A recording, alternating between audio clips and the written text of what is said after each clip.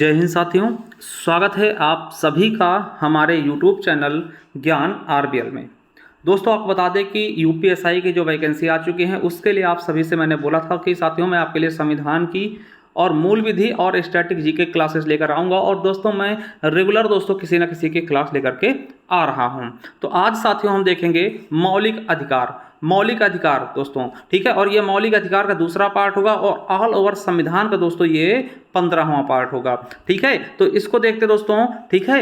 आज देखते हैं मौलिक अधिकार का दूसरा पार्ट। उसके पहले बता दूं कि अगर आप पहली बार जुड़े हैं हमारे साथ तो चले जाइए हमारे प्लेलिस्ट पर, और जैसे ही साथियों आप हमारे प्लेलिस्ट में जाएंगे वहां देखिए हमने संविधान की अलग से प्लेलिस्ट बना दी है, संविधान 2025 यूपीएसआई यूपी पुलिस। यानी ये अगर आप प्लेलिस्ट पढ़ लेते दोस्तों तो सभी एग्जाम्स के लिए किसी भी पीसीएस तक दोस्तों आपका कवर करेगा, ठीक है। तो इससे आप डीपली पढ़ रहे हैं, ठीक है। इसके अलावा दोस्तों मूल विधि क्लासेस हम करा रहे हैं दोस्तों। मूल विधि की 6 पार्ट्स हो चुके हैं, ठीक है, जाकर के देख सकते हैं। 6 चैप्टर हो चुके हैं, 6 एक्ट करवा चुका हूं। उसके अलावा स्टैटिक जीके आप देख सकते हैं दोस्तों, लगभग 10 चैप्टर हमने स्टैटिक जीके करवा दिए हैं बहुत ही शानदार तरीके से, तो जाकर के देख सकते हैं दोस्तों, ठीक है। इसके अलावा देखिए जिनको पीडीएफ चाहिए, देखिए ये स्टैटिक जीके पीडीएफ है दोस्तों, आप देख सकते हैं इतने सारे चैप्टर आपको मिलेंगे, ठीक है, जो स्पेशल टॉपिक्स के, ठीक है, मात्र 99 रुपीज में। कैसे? हमारे ज्ञान आरबीएल ऐप से, ठीक है। कैसे दोस्तों? तो देखिए आपको हमारा ज्ञान आरबीएल ऐप डाउनलोड करना होगा दोस्तों, ठीक है, प्ले स्टोर पर जाकर के, या फिर लिंक नीचे मिल जाएगा, देखिए वहां पे दोस्तों जाना होगा ई बुक्स वाले कॉलम में। और ई बुक्स वाले कॉलम में जैसे जाएंगे दोस्तों देख सकते हैं मूल विधि की दोस्तों बैच है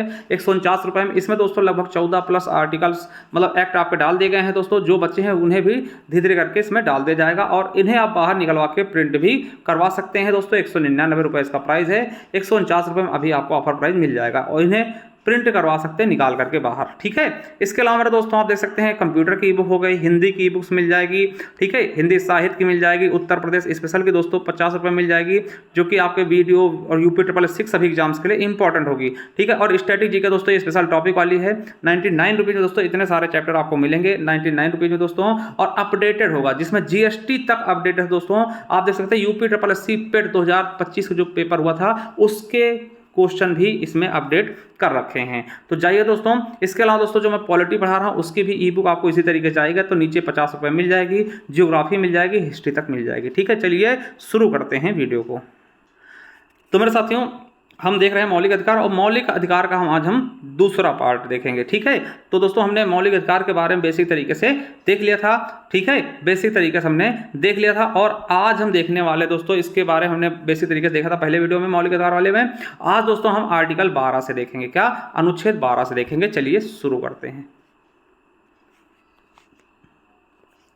तो मेरे साथियों चलिए देखते हैं अनुच्छेद 12। देखिए अनुच्छेद 12 हमारा क्या कहता है कि राज्य की परिभाषा, ठीक है।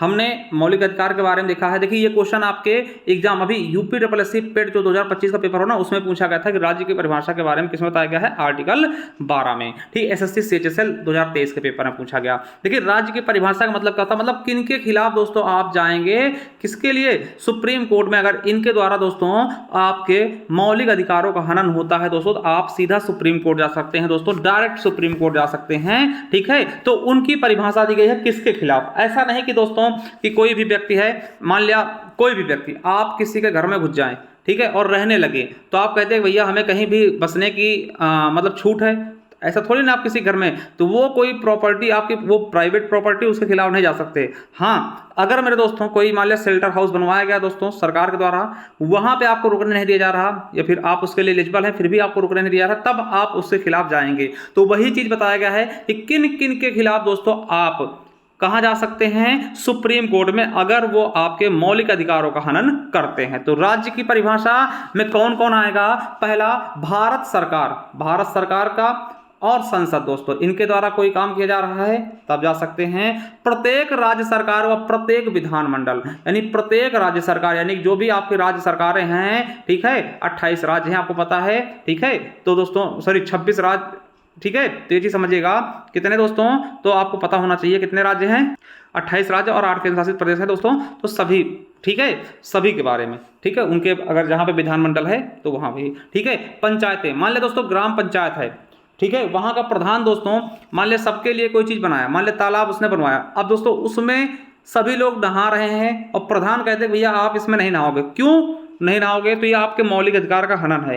क्यों? क्योंकि वो ग्राम पंचायत के पैसों से बना है, उस पर प्रधान का कोई अधिकार नहीं है, ठीक है, ग्राम पंचायत के पैसों का बना है और उस पर सबका अधिकार है, इसलिए आपके मौलिक अधिकार का हनन हो रहा है, ठीक है। नगर पालिकाएं हो गई, संवैधानिक निकाय दोस्तों, जो संवैधानिक निकाय इनके द्वारा कुछ होता है, जैसे यूपीएससी हो गया, इलेक्शन कमीशन हो गया, सरकारी खर्चों पर चलने वाली संस्थाएं, अगर दोस्तों कोई भी संस्था है जिसको सरकार फंडिंग कर रही है दोस्तों, उसके खिलाफ भी जा सकते हैं। भारतीय कंपनी, सरकारी कंपनी कोई हो गई, या फिर भारत सरकार के अधीन काम करने वाली कोई संस्था हो गई, न्यायालय, ठीक है। और दिल्ली, देखिए दिल्ली स्टॉक एक्सचेंज दोस्तों, इसमें पूछा गया था, राजकीय परिभाषा में क्या आता है, Delhi stock exchange lower UP lower में पूछा गया।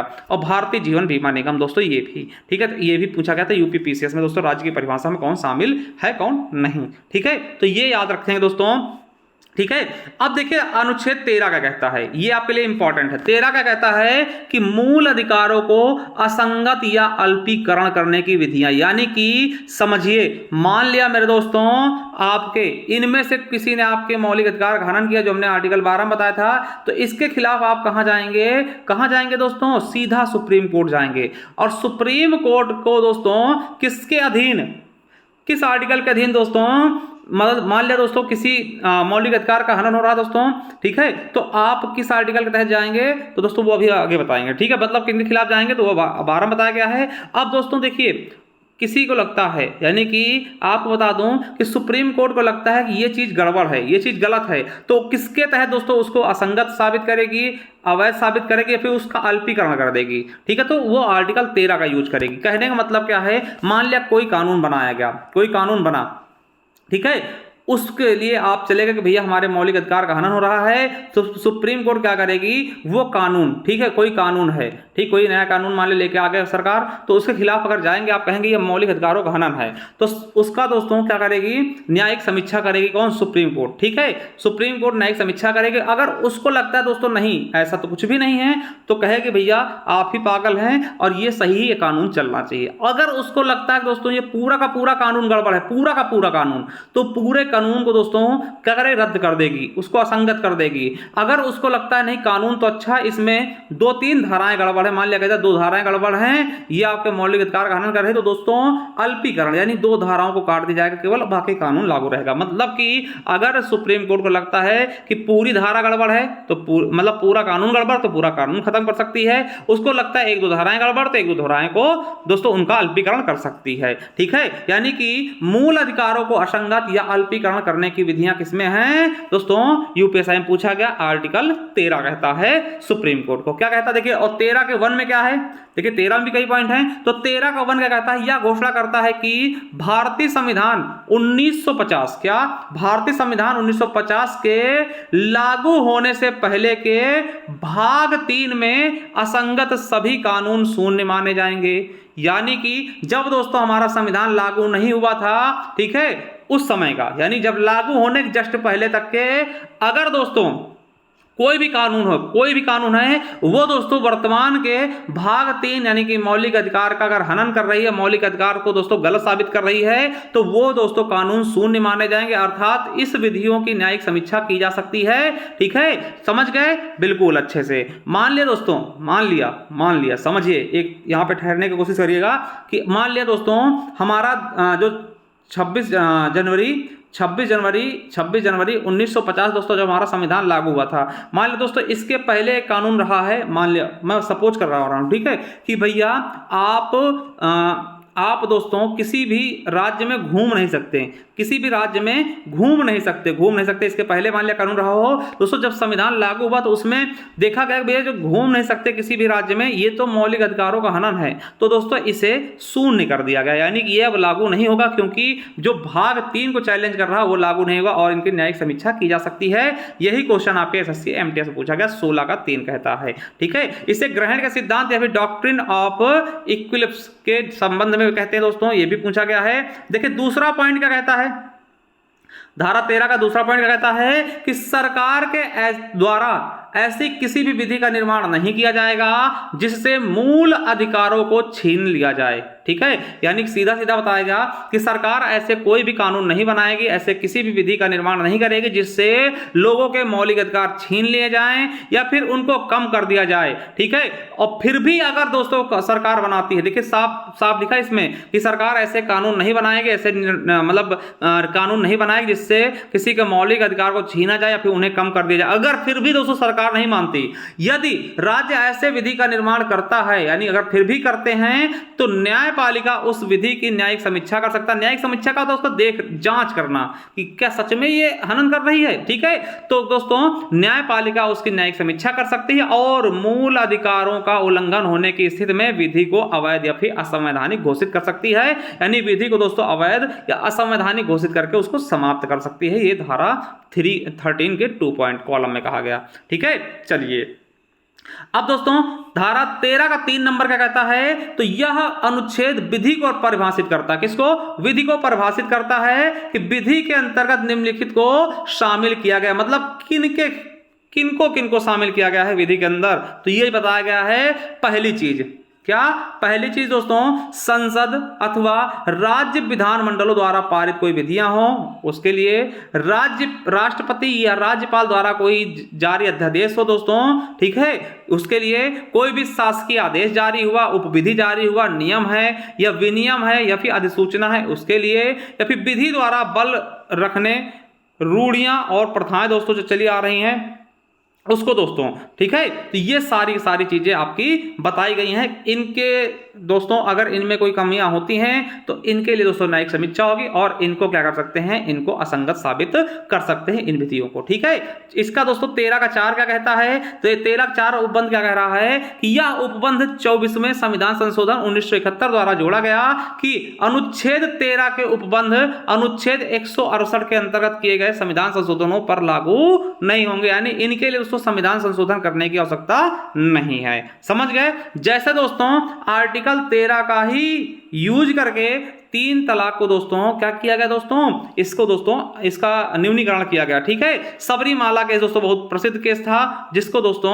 इसमें महिलाओं के प्रवेश को वर्जित किया गया था, जिसको खोला गया। ठीक है, आईटी एक्ट 2000 की धारा 66A दोस्तों श्रेया सिंघल बनाम भारत संघ दोस्तों, इसके तहत इस धारा को खत्म किया गया। क्यों? क्योंकि दोस्तों इसकी आर्टिकल 13 के तहत न्यायिक समीक्षा की गई और पाया गया दोस्तों कि ये हमारे मूल अधिकारों का हनन कर रही है, तो इसको रद्द कर दिया गया। वहीं राष्ट्रीय न्यायिक नियुक्ति आयोग को दोस्तों रद्द किया गया न्यायिक समीक्षा के दौरान। ठीक है, आर्टिकल 13 का प्रयोग करके। ठीक है, आई होप दोस्तों बहुत ही शानदार तरीके से आप समझ पाए होंगे कि भैया जो हमारा मौलिक अधिकार है वो 12 अनुच्छेद से शुरू होता है। ठीक है, 12 अनुच्छेद से। ठीक है, तो हमने 12 में देखा राज्य की परिभाषा, 13 हमने देख लिया। 13 में क्या है कि दोस्तों इनका अल्पीकरण करना, ठीक है, न्यूनीकरण करना या अल्पीकरण करना। अब दोस्तों देखते हैं जो हमारा पहला मौलिक अधिकार है, क्या है पहला मौलिक अधिकार दोस्तों, हमारे 6 मौलिक अधिकार है, इनमें दोस्तों जो पहला मौलिक अधिकार है समता का अधिकार, आर्टिकल 14 से 18 तक। क्या दोस्तों? समता का अधिकार आर्टिकल 14 से 18 तक मेरे दोस्तों, यानी 14 से 18 तक हम देखने वाले हैं समता या समानता का अधिकार। इसका उद्देश्य क्या है, आपसे पूछा गया है यूपीएसआई 2017 में कि समता के अधिकार का उद्देश्य क्या है, तो सामाजिक विभेद उन्मूलन करना है, जो सामाजिक भेदभाव है दोस्तों उनको समाप्त करना। तो चलिए यहां पे देखते हैं आर्टिकल 14। आर्टिकल 14 क्या है दोस्तों, इसमें 2 चीजें की गई हैं। क्या? 2 चीजें बताई गई हैं कि विधि के समक्ष समानता, ठीक है, और विधिक समता। और यही क्वेश्चन दोस्तों आपके आर्टिकल 14 में क्या है, ये क्वेश्चन आपके UPSI 2017, UPSC junior assistant 2025, RRB NTPC 2021, SSC JEE 2021 में भी पूछा गया है। ठीक है, यहाँ पे 2 चीजें दी गई हैं इसी आर्टिकल में कि विधि के समक्ष समता। क्या? विधि के समक्ष समता आपसे पूछा जाएगा दोस्तों। विधि के समक्ष समानता दोस्तों किस देश से लिया गया है? ब्रिटेन से।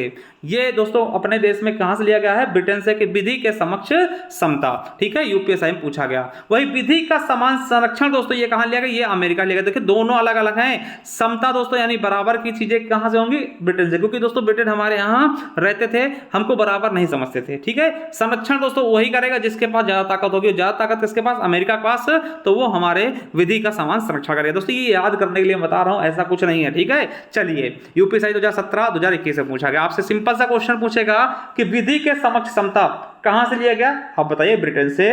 विधि के समान संरक्षण दोस्तों कहां लिया गया, अमेरिका से, ठीक है। और विधि के समक्ष समता किस आर्टिकल में, आर्टिकल 14 में। अब देखिए विधि के समक्ष समता क्या है, तो दोस्तों समानता क्या है, तो आपको बता दें यह ब्रिटेन से लिया गया है और इसमें विधि का वही अर्थ है जो डायसी के विधि का शासन यानी कि विधि या न्याय की अवधारणाओं में से है। यानी कि विधि के शासन से तात्पर्य क्या है कि कानून सर्वोपरि, यानी सबसे ऊपर कानून है, कानून से ऊपर कोई नहीं है, वह सभी लोगों का पर सामान्य रूप से लागू होगा। याद रखिएगा ये क्वेश्चन आपके आरआरबी एनटीपीसी में पूछा गया। देखिए विधि का समक्ष समता क्या होता है, इसका मतलब कानून सबके लिए बराबर है, चाहे वो राजा हो चाहे वो रंक हो। हालांकि दोस्तों इसके अपवाद भी मैं अभी बताऊंगा, ठीक है।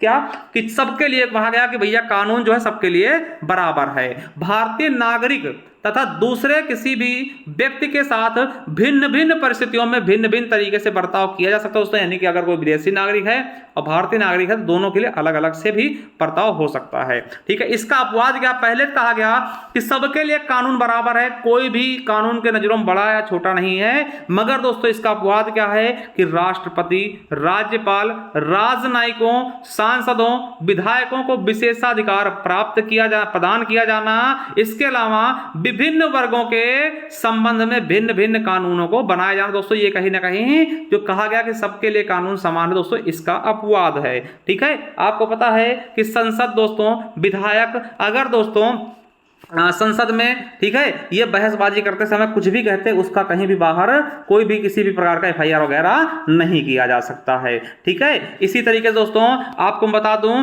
कि दोस्तों अनुच्छेद 105 के तहत, देखिए समझिएगा यहां पर ये बहुत इंपॉर्टेंट है, अनुच्छेद 105 के अंतर्गत संसद सदस्यों को और अनुच्छेद 194 के तहत राज्य के विधानमंडल सदस्यों को दोस्तों कुछ विशेषाधिकार प्राप्त होते हैं, जिसके अंदर वो कुछ भी बोले दोस्तों वो बाहर उसका कोई लेना देना नहीं होता है, यानी उसके खिलाफ कोई भी वारंट जारी नहीं किया जा सकता है, ठीक है। मार्शल द्वारा दोस्तों भगाया जा सकता है, वो अलग चीजें हैं, ठीक है। चलिए और दोस्तों इसी का अपवाद क्या है कि विदेशी राजदूतों व दूतों को घरेलू विधि से छूट प्राप्त होना। और साथियों इसी का एक उल्लेख है कि राष्ट्रपति, देखिए एक चीज और बता दूं आपको, ये चीज आपको यार मैं थोड़ा समझाता हूं फिर मैं बताता हूं उसके बारे में। अनुच्छेद 361 का कहता है कि राष्ट्रपति और राज्यपाल के लिए विधि के समक्ष समानता का सिद्धांत लागू नहीं होता, यानी इनके लिए यह कानून लागू नहीं होता। क्यों? क्योंकि आपने कोई गलत काम किया दोस्तों, आपको तुरंत जेल में डाला जाएगा। मगर मेरे दोस्तों राष्ट्रपति और राज्यपाल अगर कोई खून भी कर देंगे ना, तब भी आप उन पर कोई कार्रवाई नहीं कर सकते पद पे रहते हुए। हाँ, अगर सिविल मामला है, समझिएगा ये चीज, समझिए बहुत अच्छी चीज है, ठीक है। यानी कि राज्यपाल और राष्ट्रपति इन दोनों के कार्यकाल के दौरान इनके ऊपर कोई आपराधिक कार्रवाई नहीं की जाएगी। परंतु यानी कि ये दोस्तों कोई मर्डर कर दें, कुछ भी कर दें अपराध से संबंधित दोस्तों, उसका कोई भी दोस्तों इन पर अभियोग नहीं चलाया, मतलब कोई भी कानून नहीं चलाया जाएगा इनको कि आप इनको गिरफ्तार कर लें कि आपने इनका मर्डर किया है तो आइए आपको गिरफ्तार करते, बिल्कुल नहीं कर सकते। जब तक ये पद पर बने रहेंगे राष्ट्रपति महोदय या फिर राज्यपाल महोदय, इनको आप जेल में नहीं डाल सकते, ठीक है। परंतु व्यक्तिगत कार्यों के संबंध में राष्ट्रपति व राज्यपाल पर सिविल कार्यवाही की जा सकती, वो भी दोस्तों 2 महीना पहले इनको लिखित सूचना देना पड़ेगा कि भैया आपके खिलाफ ऐसी चीज। अब सिविल क्या है, मान लो जमीन जायदाद को लेकर कोई झगड़ा हो गया, या फिर बीबी से इनका झगड़ा है दोस्तों, बीबी को मारा पीटा, बीबी न्यायालय चली गई, तब दोस्तों 2 महीने पहले आपको बताना होगा कि आपके खिलाफ ऐसी सूचना है, आप तैयार रहिए, ठीक है। उसके पहले तुरंत नहीं इनको गिरफ्तार कर सकते दोस्तों, 2 महीने पूर्व आपको सूचना देना ही होगा कार्यवाही शुरू करने से पहले राष्ट्रपति और राज्यपाल पर। देखिए कहीं ना कहीं ये इसके लिए भी है, क्योंकि दोस्तों आपने मान लिया, चलो ठीक है, मान लिया राष्ट्रपति महोदय हैं, इनको आपने गिरफ्तार किया, चलो जेल भेज दिया, भैया आपको फांसी की सजा हो गई, ठीक है, फांसी की सजा आपने सुना दी। फिर दोस्तों आपको पता है कि इन्हीं के पास क्षमा याचना की शक्ति होती है, क्षमा करने की। तो भैया ले क्षमा कर लिया, कहा हटो, अपने खिलाफ थोड़ी हम खुद को फांसी थोड़ी लगवाएंगे, हम आपको बेवकूफ दिखते हैं, कहा ठीक है। राष्ट्रपति महोदय क्या कह रहे हैं, हटो, ठीक है, ये हमारा अधिकार है, हम अपने आप को क्षमा करते हैं। तो इसलिए दोस्तों ये चीजें की गई हैं, ठीक है। मगर दोस्तों सिविल कार्रवाई इन पर 2 महीने पूर्व दोस्तों सूचना देकर के किया जा सकता है। ऐसे क्वेश्चन आपके यूपीएससी में पूछे जा सकते हैं कि राष्ट्रपति पर या राज्यपाल पर सिविल कार्रवाई कब की जा सकती है, तो 2 माह पूर्व लिखित सूचना देकर के, ठीक है। चलिए, तो हमने देखा दोस्तों, अभी क्या देखा मेरे साथियों मैंने, तो अभी हमने देखा था विधि के समक्ष समता, यानी कि कानून के समक्ष क्या है, सब बराबर हैं, ठीक है।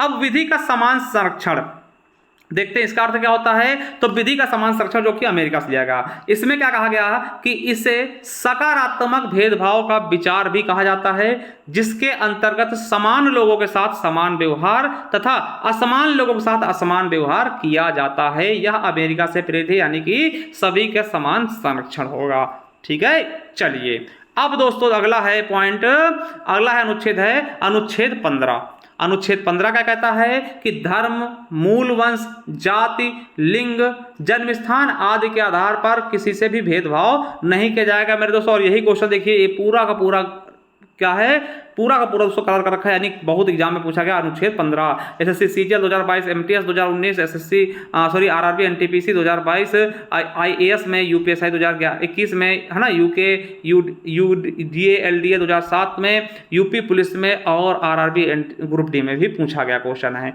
तो चलिए 15 का ए क्या कहता है, इसके बारे में देखते हैं। 15 का कॉलम 1, तो साथियों 15 का कॉलम 1 क्या कहता है कि राज्य के द्वारा नागरिकों के साथ केवल धर्म, देखिए इनको याद है, मूल वंश, जाति, लिंग, जन्म स्थान अथवा इनमें से किसी भी भेदभाव पर कोई भेदभाव नहीं किया जाएगा, परंतु अन्य आधारों पर विभेद किया जा सकता है। यानी कि ऐसा नहीं है दोस्तों कि कह दी जाए कि आप तो हिंदू हैं, आप तो मुस्लिम हैं, इनके आधार पर आपसे भेदभाव किया जाए। मूल वंश के आधार पे कि आपका वंश ये है वो है, जाति के आधार पर भेदभाव नहीं कर सकते, लिंग आप भैया आप फीमेल हैं, मेल हैं या फिर नपुंसक हैं, सॉरी नपुंसक नहीं, थर्ड जेंडर, ठीक है।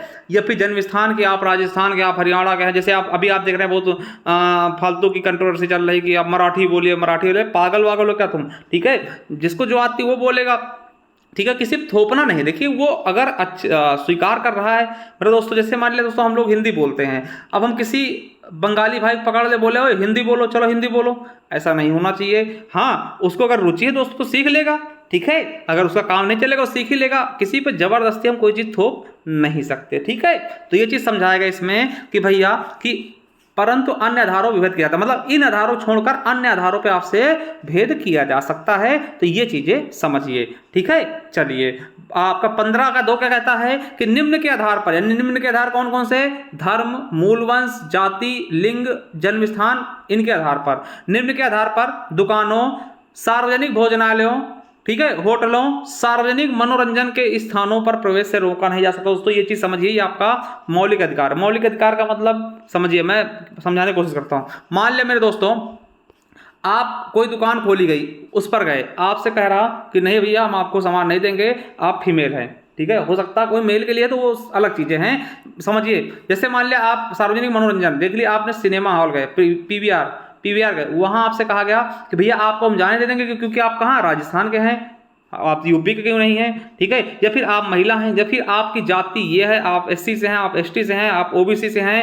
आप ठाकुर हैं, आप मौर्य हैं, आप पासवान है ना, इन चीज़ों पे, तो इनके आधार पे आपको रोका नहीं जा सकता इन चीज़ों में, ठीक है। चाहे धर्म के आधार पे आप हिंदू हैं, मुस्लिम हैं, सिख ईसाई कुछ भी हो, आपको अगर कोई सार्वजनिक चीज़ें आप खोल रहे हैं दोस्तों, तो आप किसी भी चीज़ को मना नहीं कर सकते। आपने होटल खोला है तो आप ये नहीं कह सकते हम इनको खाना नहीं देंगे, ठीक है। तो ये चीज समझिए, ये आपका मौलिक अधिकार है, ठीक है। चलिए तीसरा क्या कहता है, 15 का 3 नंबर का कहता है कि राज्य के द्वारा महिलाओं और बच्चों के उत्थान के लिए विशेष प्रावधान समानता के अधिकार का उल्लंघन नहीं होगा। यानी कि जैसे अभी समानता का अधिकार हमने पढ़ा, ठीक है, मतलब समानता के अधिकार में क्या, सबको बराबर चीजें देखी जाएंगी, ठीक है, सबको बराबर दी जाएंगी। मगर दोस्तों इसमें यह भी कहा गया है, आर्टिकल 15 का कॉलम 3 का कहता है कि महिलाओं और बच्चों के लिए आप थोड़ा सा विशेष प्रावधान दे सकते हैं, ये समानता के अधिकार का उल्लंघन नहीं होगा। ये समानता का मतलब क्या, कि सबको बराबर लेके चलना है। मगर दोस्तों वहीं 15 के 3 में कहा गया कि महिला और बच्चे जो होते थोड़ा सा इनको आपको विशेष प्रावधान देना है, मतलब इनके भलाई के लिए कुछ ज्यादा कर दीजिए भाई, क्योंकि ये थोड़ा सा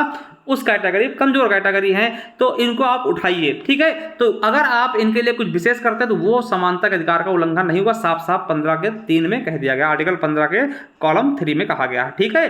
15 का 4 क्या कहता है कि राज्य के द्वारा सामाजिक और शैक्षिक रूप से पिछड़े वर्ग SC ST के उत्थान के लिए विशेष उपबंध बना सकती है और यह उपबंध अनुच्छेद 29(2) के विरुद्ध नहीं होगा। यानी फिर देखिए, आपसे कहा गया कि सबके लिए समान है, मगर दोस्तों फिर से कहा गया कि जो भी दोस्तों पिछड़े वर्ग हैं, SC ST हैं, ठीक है, किस आधार पे?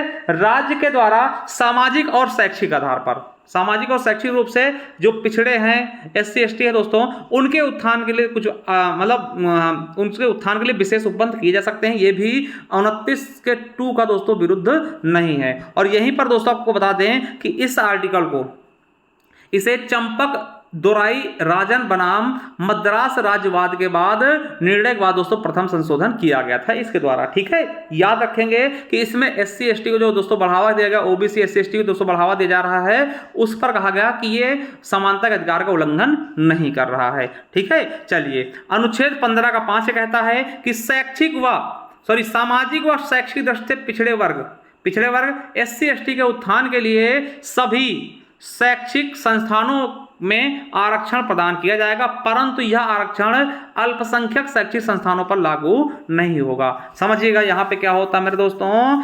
कि आप सभी सामाजिक और शैक्षिक से दृष्टि से जो अगर पिछड़े हैं, चाहे पिछड़ा वर्ग हो, SC हो, ST हो, इनके लिए शैक्षिक संस्थानों दोस्तों आरक्षण प्रदान किया जाएगा, इनके लिए कुछ सीटें दोस्तों आरक्षित होंगी, ठीक है, ये कहा गया है। मगर दोस्तों वो सीटें दोस्तों आप सोचे कि जो अल्पसंख्यक शैक्षणिक संस्थान है, जैसे अल्पसंख्यक द्वारा दोस्तों कोई शैक्षिक संस्थान खोला गया है, जैसे AMU हो गया, ठीक है, या फिर ये चीजें है ना, या फिर मदरसा होगा, तो वहां पे दोस्तों आपको ये इनका आरक्षण नहीं मिलेगा, ठीक है। ये साफ साफ कहा गया कि अल्पसंख्यक शैक्षिक संस्थानों में ये चीजें लागू नहीं होगा। और ये दोस्तों जो है ये 93वां संविधान संशोधन 2005 में जोड़ा गया दोस्तों, यूके PCS में पूछा गया क्वेश्चन है, ठीक है। चलिए, कब जोड़ा गया दोस्तों? 93 में, ठीक है, 93वां संविधान संशोधन में जोड़ा गया, ठीक है। चलिए, अब दोस्तों 15 का 6 क्या कहता है कि आर्थिक रूप से पिछड़े वर्ग के लिए शैक्षिक संस्थानों में प्रवेश हेतु अधिकतम 10% का आरक्षण का प्रावधान किया जा सकेगा दोस्तों। ये 103वां संविधान संशोधन 2019 में जोड़ा गया और ये दोस्तों EWS वाला है। EWS को दोस्तों 10% आरक्षण दिया जाएगा शैक्षणिक संस्थान में, ठीक है, आर्थिक रूप से पिछड़े वर्ग के लिए, ठीक है। ये चीज आप समझ गए। तो EWS को दोस्तों जो छूट है 10% का, वो दोस्तों स्कूलों में भी है, शैक्षिक संस्थानों में दोस्तों इनके लिए 10% सीटें आरक्षित की जाएंगी। आर्टिकल दोस्तों 15 का 6 पॉइंट कह रहा है, ठीक है। चलिए, तो आर्टिकल 15 देख चुके हैं। चलिए, अब दोस्तों आर्टिकल हम 16 देखते हैं। आर्टिकल 16 क्या कहता है? अनुच्छेद 16 क्या कहता है कि लोक नियोजन में अवसर की समानता। दोस्तों RRB NTPC ग्रुप डी में पूछा गया क्वेश्चन 2022 में, लोक नियोजन में अवसर की समानता। इसका मतलब किसी भी सरकारी कार्यालय में रोजगार में भेदभाव का निषेध करना होगा, यानी किसी भी सरकारी कार्यक्रम में, कार्यालय में दोस्तों रोजगार के लिए भेदभाव का निषेध करना होगा, ठीक है, निषेध करता है दोस्तों, ये चीज रखेंगे। और सार्वजनिक रोजगार के मामले में समानता या विदेशी नागरिकों को प्राप्त बिल्कुल नहीं, UPSI में पूछा गया है। देखिए यहाँ पे पढ़ लीजिएगा कि 28 जून 2021 को उच्चतम न्यायालय ने केरल राज्य बनाम लिसम्बा जोसेफ मामले में माना कि विकलांग व्यक्तियों को भारत के संविधान 1950 के अनुच्छेद 16 के 4 के तहत पदोन्नति में आरक्षण की अधिकार है। मतलब उनको आरक्षण में भी पदोन्नति में भी आरक्षण दिया जाएगा। पदोन्नति क्या होता है दोस्तों?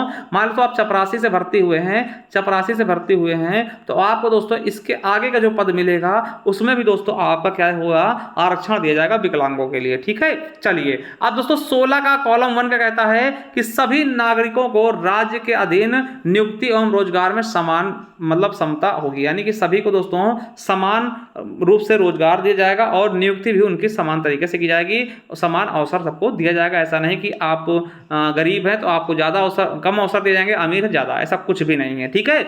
वही अनुच्छेद 16 का 2 क्या कहता है कि राज्य के अधीन नियुक्त और रोजगार में किसी भी नागरिक के साथ केवल जाति, धर्म, मूल वंश, लिंग, जन्म स्थान, उद्भव और निवास के आधार पर किसी भी प्रकार का भेदभाव नहीं किया गया। यानी नियुक्ति में भी आपके साथ कोई भेदभाव नहीं किया जाएगा। ठीक है। तीसरा क्या कहता है, 16 का 3 नंबर का कहता है कि संसद के द्वारा ऐसी विधि का निर्माण किया जा सकता है जिसके द्वारा संघ अथवा राज्य सरकार की सेवाओं में स्थानीय निवासियों को प्राथमिकता दी जा सके। यानी कि ये चीज कहा कि भैया जो स्थानीय लोग हैं उनको प्राथमिकता दी जाए, जैसे कि हिमाचल प्रदेश, मणिपुर, त्रिपुरा और अरुणाचल प्रदेश में, यानी जो वहां के निवासी दोस्तों उनको पहले प्राथमिकता दी जाए, ये कहा गया है। इनके द्वारा कानून बनाई जा सकती है। ठीक है। 16 का 4 कॉलम क्या कहता है कि नागरिकों के किन्हीं पिछड़े वर्गों को राज्य के अंतर्गत नियुक्त और रोजगार में आरक्षण प्रदान किया जा सकता है दोस्तों।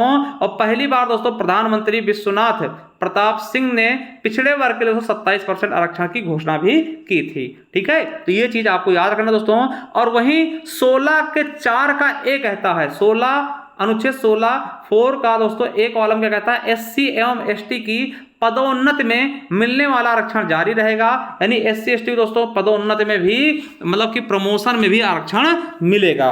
अर्थात 77वां संविधान संशोधन द्वारा मंडलवाद के निर्णय को अप्रभावी प्रयास करने का किया गया दोस्तों। 77वें संविधान संशोधन द्वारा यह जोड़ा गया था। ठीक है। 16 के 4 का बी कॉलम क्या कहता है, खाली पड़ी, जिसको हम बैकलॉग सीट कहते हैं, खाली पड़ी रिक्तियों के लिए 50% की सीमा को हटा दिया गया।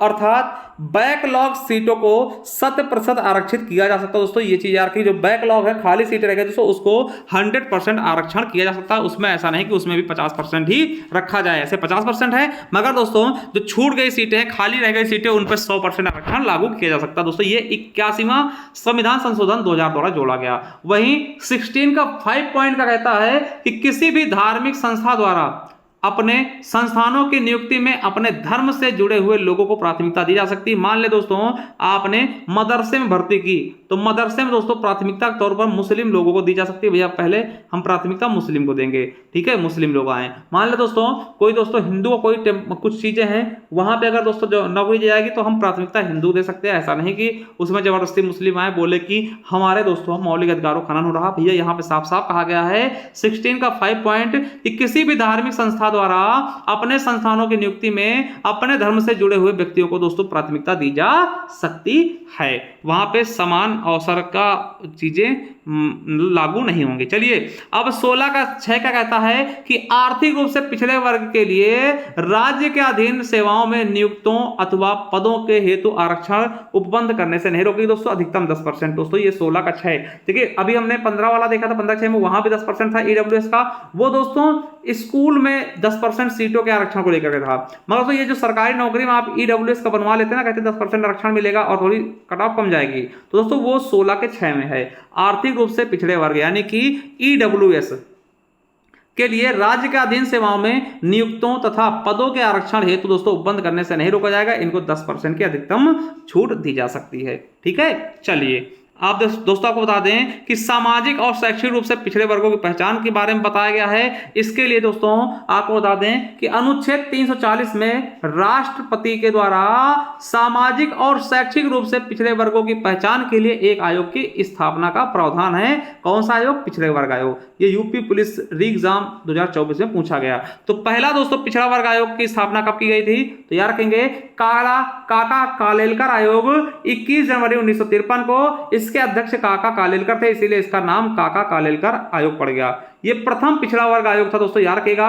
और इन्होंने दोस्तों 2399 जातियां शैक्षिक व सामाजिक आधार पर पिछड़ी बताई थी। ठीक है। फिर दोस्तों दूसरा आयोग होता है बीपी मंडल आयोग। क्या? बीपी मंडल आयोग। इसके अध्यक्ष बिंदेश्वरी प्रसाद पाठक, यानी कि बी से बिंदेश्वरी, पी से प्रसाद मंडल था, मंडल इसके अध्यक्ष थे। ठीक है, इसीलिए इसका नाम बीपी मंडल आयोग पड़ गया। इसको मंडल आयोग भी कहते हैं। इन्होंने पिछड़ी जातियों की पहचान के लिए 3 मानकों को चुना।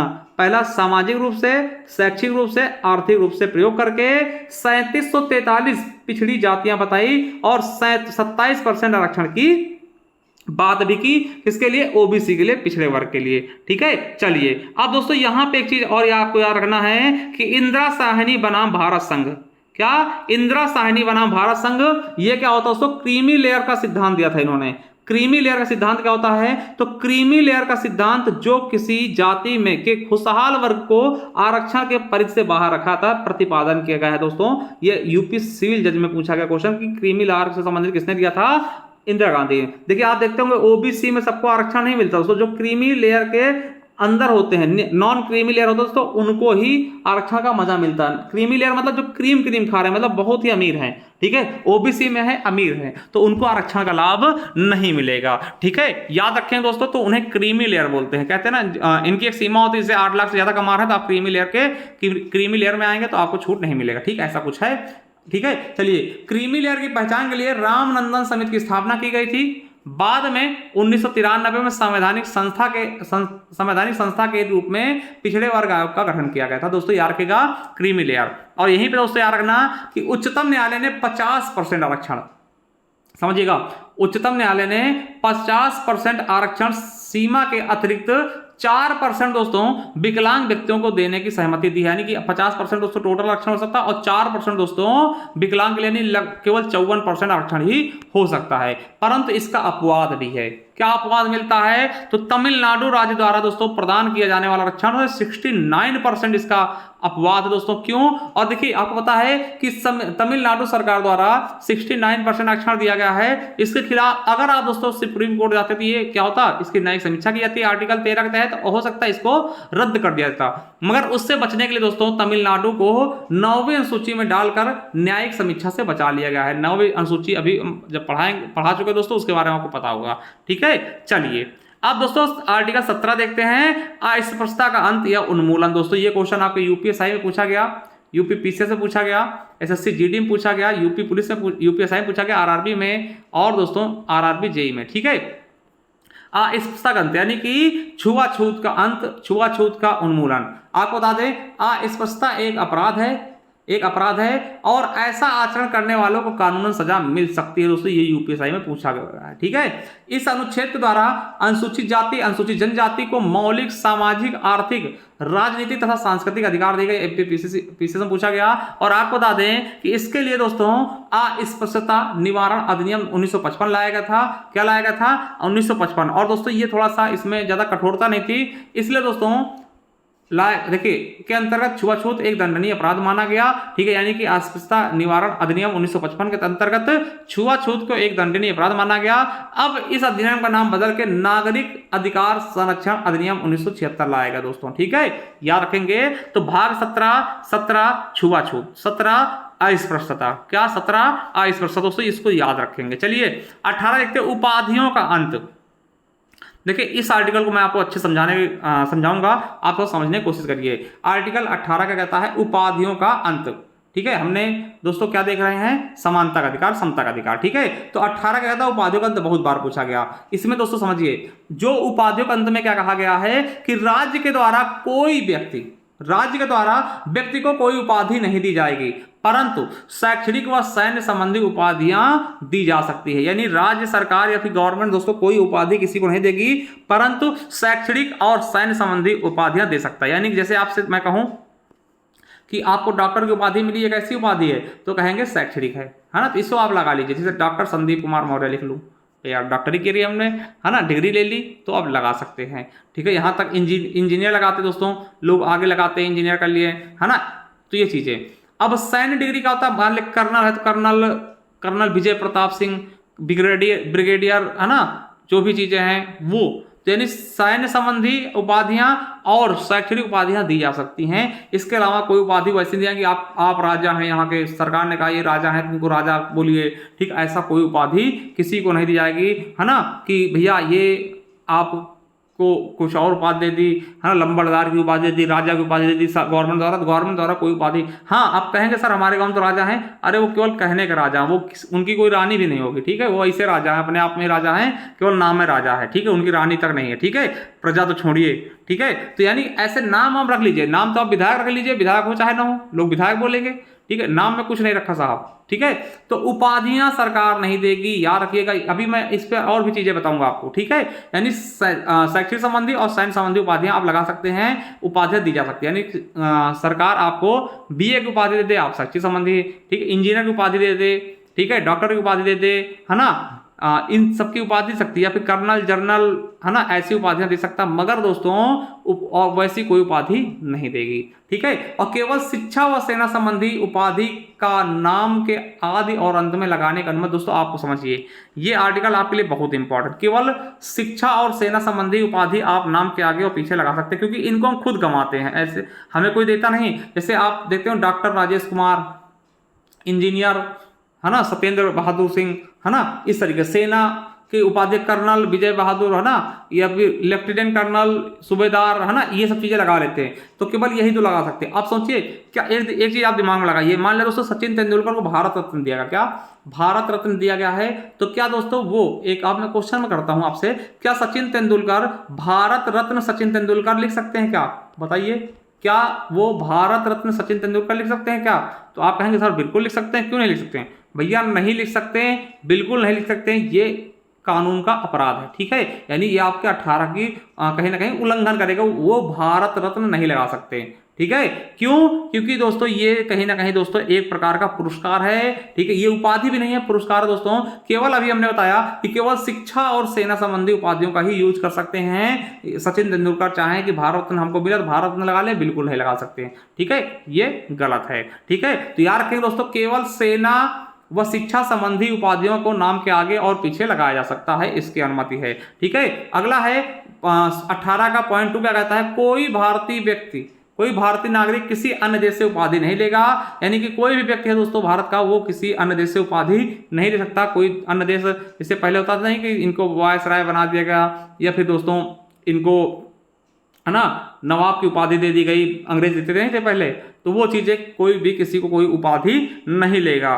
ठीक है, तीसरा है कि कोई व्यक्ति जो भारतीय नागरिक नहीं है लेकिन राज्य के अंतर्गत किसी लाभ पद पर दोस्तों कार्यरत है, वह राष्ट्रपति के सहमत के बिना उपाधि नहीं लेगा। यानी विदेशी राज्यों से मान लिया कोई भारतीय नहीं है, ठीक है, वो दोस्तों किसी लाभ पद पर बैठा है, तो दोस्तों वो भी किसी विदेशी राज्य से कोई भी पुरस्कार नहीं ले सकता। ठीक है, बिना राष्ट्रपति के इजाजत के।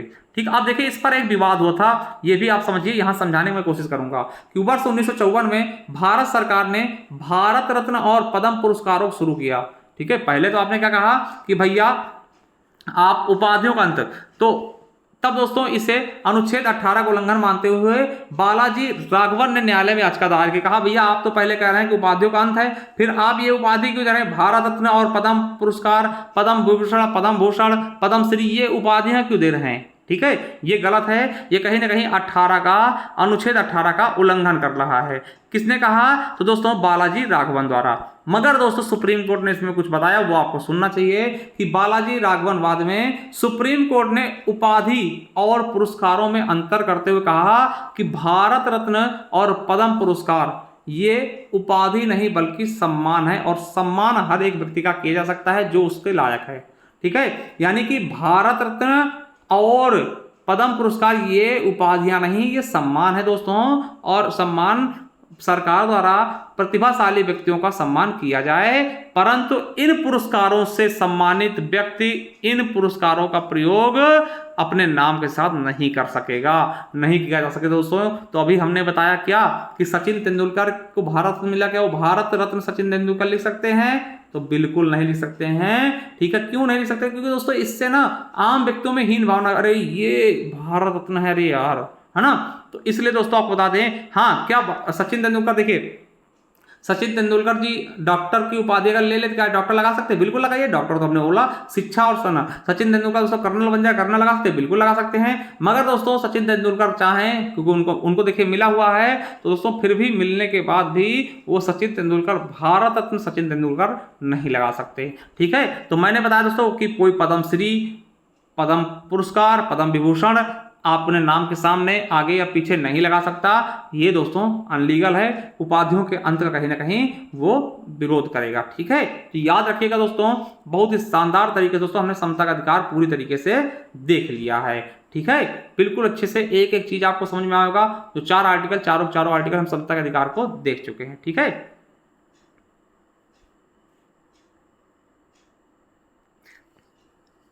तो मेरे दोस्तों हमने आपको पूरा समता का अधिकार देख लिया, 14 से करके दोस्तों 18 तक पूरा देख लिया है। अब इसके आगे दोस्तों अगले वीडियो में देखेंगे। अब देखिए इसके लिए हमने प्लेलिस्ट बना दिया। अगर आपको दोस्तों अच्छी लगी वीडियो तो कमेंट बॉक्स में बता दीजिएगा, ठीक है।